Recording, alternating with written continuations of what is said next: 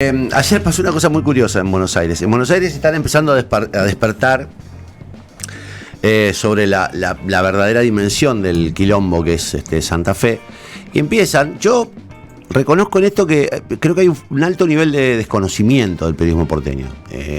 Creo que abordan la cuestión de Santa Fe desde una lógica puramente grieta, o sea, creo que hablan de el kirchnerismo y el antikirchnerismo, digamos, es la única lógica que conocen. Entonces, digamos, todo el tiempo buscan ver dónde está ese lugar, y siempre alguien defiende o ataca dependiendo de la funcionalidad de a quién estaría favoreciendo o a quién estaría perjudicando con el comentario. Entonces les cuesta entender el conflicto de Rosario y el de la provincia de Santa Fe desde una lógica un poco más compleja, porque la lógica compleja es que durante 12 años en esta provincia gobernó hubo un gobierno que no era ni kirchnerista ni macrista, que tuvo cruce con ambos gobiernos y que en un momento, particularmente en el 2015, tuvo una crisis muy grande que se llamó Rosario Sangra y que demandó una comunicación. Yo fui testigo presencial de eso, a mí nadie me lo contó, una gran pelea entre Miguel Lifchit y Patricia Bullrich, entonces flamante ministra de Seguridad, que derivó en una gran discusión pública que terminó en que se sentaran a la mesa Bullrich, Puyaro como ministro de Seguridad, el gobernador Lifchit, y se puso en marcha un esquema de trabajo que, visto a la distancia, dio resultados.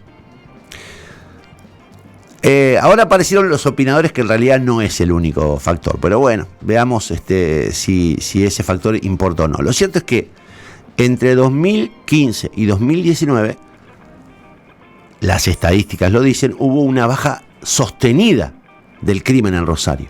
O sea, bajaron los crímenes.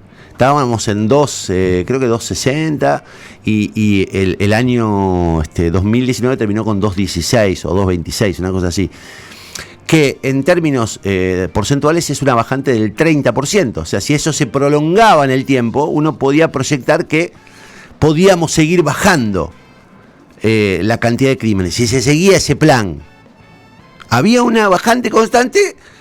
Vino este gobierno de Perotti, vino el gobierno de Aníbal Fernández, chau, se fue todo al carajo y se produjo un aumento, escuchen este dato, entre 2019 y 2022 del 70% de los homicidios. O sea, durante el lapso de la gestión Perotti, Saín, Laña, Rimoldi, Aníbal Fernández, Alberto Fernández, Cristina, vicepresidenta, y todos los, digamos, se produjo un aumento del 70%. Con un elemento no menor, que fue que tuvimos un año y medio casi de pandemia, en la que bajaron todos los niveles de crímenes y delitos en todo el país, porque la gente estaba encerrada. Entonces, mientras se bajaba en todo el país, en Rosario crecía. Bueno, empezaron a llegar esos datos a circular en Buenos Aires. Ayer llegó a la mesa de un programa de Radio Nacional, de una F de Futurock, que es Radio Nacional, ¿no? Es una de las frecuencias de Radio Nacional. No.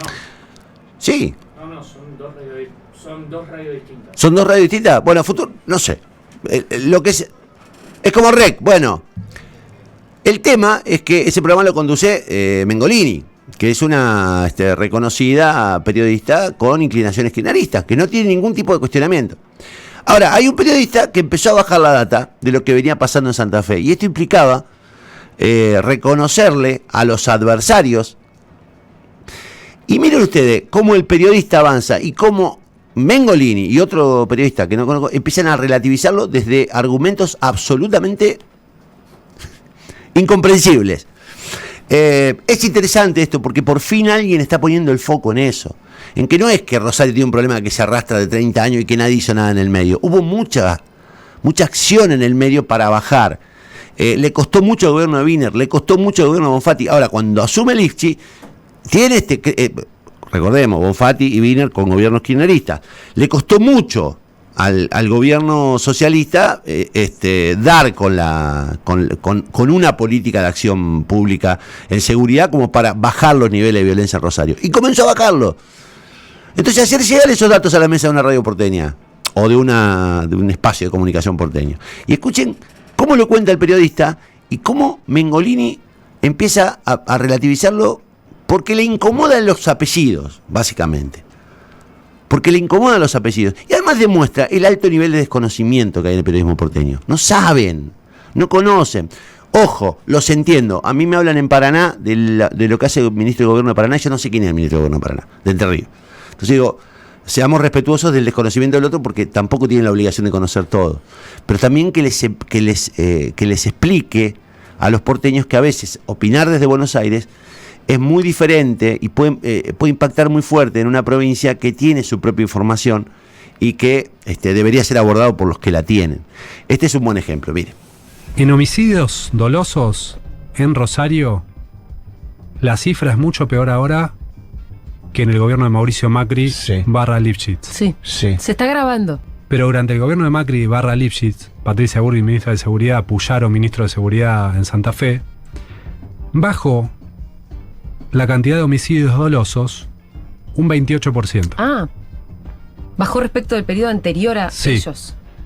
Y creció 2019-2022 un 70%. Ahora, ¿tiene que ver con las políticas llevadas adelante por el gobierno nacional o tendrá que ver con lógicas propias del momento de auge por el que está pasando el narcotráfico en Rosario? Claro, porque puede ser, al pero mismo tiempo pueden son marcar cifras, o no ahí. al mismo tiempo ¿Pero son, por qué no hubo un auge 2015-2019? No sé, qué sé yo. por ahí tiene que ver con la propia dinámica del narcotráfico más que con una política destinada. Bueno, el otro día un sociólogo que entrevistábamos, La Roude, nos contaba que también, obviamente, un montón de causas hay para explicar el fenómeno del narcotráfico en Rosario. Una de ellas es que aumentó muchísimo el consumo. Claro, sí. De droga interna. Sí, claro. De droga en el país. Sí. Hoy pasó lo mismo con un colega queridísimo que es Gustavo Gravia en Radio Con Vos, cuando Ernesto Teneman le tiró los números estos y dice, che, loco, ¿por qué habían bajado los crímenes y ahora volvieron a subir? Dice, no, porque hay un cambio en la dinámica del narcotráfico. Mira, muchachos, no es muy difícil, Cuando se aplica política, cuando se coordinan fuerzas, no importa quién gobierne. Cuando Gendarmería trabaja en comunidad con la Policía Provincial, cuando el nivel de inteligencia del gobierno nacional con el gobierno provincial trabaja, cuando las cárceles no son tierra de nadie, hay un dato que les falta ahí que no es menor. Cuando los niveles de crímenes bajaban, bajó también sustancialmente el nivel de operativos que se hacían desde las cárceles para ordenar crímenes. ¿Por qué aumenta el crimen? Porque se ordenan desde las cárceles. Antes no tenían esa facilidad. Desde 2019 la tienen. Entonces, digo, empecemos a reconocer que hay cosas que en el ámbito nacional, en el ámbito provincial, en el ámbito municipal, el otro hace bien. Y que vienen salames creyendo que tienen que no les gusta que los demás le reconozcan algo y tiran por la borda todo y entonces hay que empezar de nuevo de cero o peor, se empeora. Y yo esto tengo la autoridad para decirlo porque lo vengo diciendo desde el día 1, desde que estaba Saín. Digo, la policía de Santa Fe es corrupta, dicen todos. Todo el mundo se le cae de la boca al presidente de la Nación, al ministro de Seguridad, a la ex ministra Federic, a Saín, que habla como si no estuviera imputado en 2 delitos, digamos, gravísimos por lo que debería estar preso. Todo el mundo habla de la corrupción de la policía de Santa Fe. Ahora, fue la policía de Santa Fe la que detuvo a los monos. Fue la policía de Santa Fe la que detuvo a Alvarado. Fue la policía de Santa Fe la que desarticuló a todas las bandas que hoy están presas. ¿Sabés por qué fue la policía de Santa Fe? Porque no hubo operativos federales. Entonces, la policía de Santa Fe, con la justicia santafesina, con todos los errores y toda la corrupción que tienen, fueron los que los encanaron por delitos comunes. Ahora, si vos después que están encanados los tipos, les liberás las cárceles como se las liberó Walter Galvez, ya es otro tema.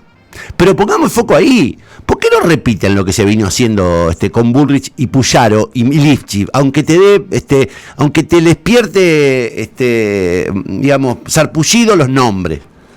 Si dio resultado, ¿por qué no hicieron? ¿Por qué dejaron de hacer eso? ¿Por qué tumbaron todo? Porque ahora es fácil decir, pero la policía es corrupta, pero el servicio es corrupto. No, muchachos, fue la política la que hizo posible que bajaran la política. El plan político. Y ese plan político, te gusta o no, tiene 2 nombres. Bullrich, Puyaro. Miguel Lifshitz en el medio. Fui testigo de eso, Fui testigo, no me lo contó nadie. Fui testigo de cómo se sentaron a trabajar juntos, a pesar de que se odiaban. Se odiaban. Entonces digo, Hay formas de resolver las cosas, te lo dicen los números. Hoy cuando vos le tiras los números, empiezan, no, es el auge del narcotráfico. ¿Qué auge del narcotráfico? ¿Qué auge? ¿Dónde hay un auge del narcotráfico? ¿Desde cuándo hablamos del auge del narcotráfico, digamos, para justificar el aumento del delito y del crimen? Auge del narcotráfico hay en todo el mundo. En todas las ciudades del país, en Buenos Aires, en Córdoba, en Santa Fe, en cualquier lugar del mundo, hoy aumentó el consumo de estupefacientes. ¿Y por eso aumentaron los muertos en Rosario? No. No. ¿Que hay un problema de consumo? Hay un problema de consumo. ¿Que hay un problema entre las bandas? Sí, hay un problema. El problema es que las bandas están operando desde las cárceles. Y desde las cárceles ordenan los crímenes. Y yo ya me canso de decirlo, después vamos a volver sobre el tema. 4 ministros tuvo Perotti, 12 jefes de policía y un solo secretario del servicio penitenciario. ¿Dónde está el problema? En las cárceles. El único funcionario que no fue tocado fue el secretario del servicio penitenciario. Se llama Walter Galvez. O sea, rajaron a los policías, rajaron a los ministros y lo dejaron a Galvez. Las cárceles son un desastre y Galvez, que digamos, se queda ¿por qué? Porque es un fenómeno. Porque dio resultados su política de servicio. Bueno, claramente no dio resultados. Sin embargo, Perotti no lo mueve. ¿Por qué nadie habla de Walter Galvez? Y cuando hablan o lo llaman, como pasó hoy en una radio de Santa Fe, yo sé que estoy metiéndome en asuntos que incomodan mucho y que molestan a la corporación periodística. Pero yo, muchacho, estoy podrido. Estoy podrido, porque yo estoy harto de decir cosas que a mí me significan riesgos, reproches, problemas, que sé que, digamos, que tocan médula, y estoy harto de que aparezcan tipos que tienen mucho poder periodísticamente y protejan a esos tipos. El otro día hablábamos de Roberto Caferra, enojadísimo Caferra, lo llamó hasta, faltó que llamara a mi viejo Caferra, a mí no me llamó, lo llamó a los socialistas, a los radicales, a cada uno que le metió en Twitter, lo llamaba, le contestaba por DM, pero a mí no fue capaz de levantar el teléfono y llamarme. Caferra, si tenés un problema conmigo, llamame. Y si no, arrobame y respondeme, que es lo que yo hice. Eso y de frente. Ahora otro periodista de Santa Fe, un rato te cuento, también lo saca Walter Galvez y no le pregunta. No le pregunta. Entonces digo, tenemos varios problemas, pero hubo políticas que funcionaron. Hubo políticas. Les duela a quien le duela, aunque dé asco el nombre de Bullrich. Pero les duela o no les duela. Bullrich y Puyaro bajaron los niveles de delito. Encanutaron a todas las bandas narcos. Estos no. ¿Por qué no? No lo sabemos. No lo explican. ¿Por qué las cárceles hoy son territorio desde donde ejecutan? ¿Son home office?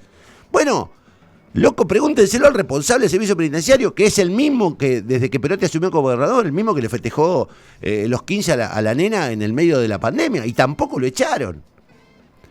Digo, hay cosas que hay que decirla, porque si no queda como un asunto que esto es un desastre. Yo estoy harto de escuchar, no, porque acá está involucrada la política, acá está involucrada la justicia, acá la policía es corrupta, acá el servicio, todos somos corruptos. Entonces cuando somos todos no hay nadie. No hay forma de dejar impune algo que decir que somos todos. Es Fuente Ovejuna, ¿viste? Es Fuente Ovejuna, la obra teatral de Lope de Vega. Si no la conocen, les recomiendo que la vean porque es una buena metáfora de cómo cuando el pueblo reacciona es todo el pueblo y cuando el pueblo no reacciona también es todo el pueblo. Y no somos todos, loco. Acá hay tipos que tienen responsabilidades. Hay tipos que fueron responsables políticos y consiguieron cumplir con objetivos. ¿Les duela o no? Al kirchnerismo, al progresismo. Les duela a cualquiera. Incluso a la interna del PRO. O sea, no... Jódanse, loco, hubo resultado. Ahora, si vos viniste y pateaste todo lo que estaba haciendo y generaste un aumento del 70% del crimen, hacete cargo. Y no me venga con, es el fenómeno de la evolución del auge del narcotráfico. Porro se fuma como siempre, cocaína se toma como siempre, pastillas circulan por todos lados. No hay una sola política, ni una sola expresión pública de prevención del consumo. ¿Ustedes lo ven? No hay. No hay un spot televisivo, no hay una circulación en redes. Yo lo veo pobrecito a Gastón Paul, luchando solo ahí para pescar a los pibes que no consuman droga. Solo está luchando. No hay una política pública de prevención del narcoconsumo. Sin embargo, te dicen, no, somos todos, porque no somos todos. No somos todos. No somos. Yo me niego a ser parte de esto. Porque hace 3 años que vengo diciendo que esto se liberó. Y la verdad es que vos te enfrentás con tipo que te dice la verdad, como el periodista ese de Futurock, te dice, mirá, loco, acá, ¿y por qué no hubo un auge entre 2015 y 2019? Y te dice, no sé, qué sé yo, pero bueno, viste, son la pobreza, y loco, hay cosas concretas para decir, y hay datos concretos, y hay estadísticas, y no hay que ocultarlas, porque acá de lo que se trata es de salvar vida, es de evitar, de parar la sangría, no de que un gobierno gane o no. Parece que perdimos de vista eso, y en muchos casos en el periodismo perdimos de vista el valor que tiene nuestro laburo. Porque así como la periodista de Boeing fue capaz de incomodar con una pregunta al ministro de Seguridad de la Nación, con una pregunta, nosotros somos capaces de incomodar y de exigirle explicaciones a todos cuando tenemos la posibilidad tete a tete de hablar con los funcionarios. Somos muy poderosos cuando queremos, muy poderosos. Ahora, cuando no queremos, somos cómplices. Y eso es lo que estoy tratando, a los gritos estoy tratando de decirlo. Cáfaro, después voy a hablar en un rato. Son cómplices si no, aunque no quieran. Pero ¿sabés qué pasa? Les vale más lo que cobran. Piensan más en lo que cobran a fin de mes que en lo que está pasando con estos tipos. Y aunque ustedes no lo quieran, van a pasar a la historia como cómplices de estos tipos. Porque el tiempo pone las cosas en su lugar. El tiempo pone las cosas en su lugar. Y a los muchachos de Boeing, ese pibe que se animó a dar esos números en una radio que supuestamente es progre, también lo pone en su lugar. Es un tipo honesto, decente, que dice unos números y dice, loco, acá se hicieron alguna cosa bien. Y por ahí dice, ¿pero esto tiene algo que ver con las políticas o con el auge? No, ¿qué auge, loco? Pongámonos de acuerdo en algo. Esto digo, pongámonos de acuerdo en algo. Cuando hay política, aunque las monte Aníbal Fernández con Mandrake el Mago, continúen esa política. Si estaba dando resultado. Estaba dando resultado. Los que la rompieron tienen que hacerse cargo de haberla roto. Responsable, Omar Perotti, Marcelo Saín, los ministros que pasaron, y Walter Gálvez, el que liberó las cárceles. Pero de eso vamos a hablar en un rato.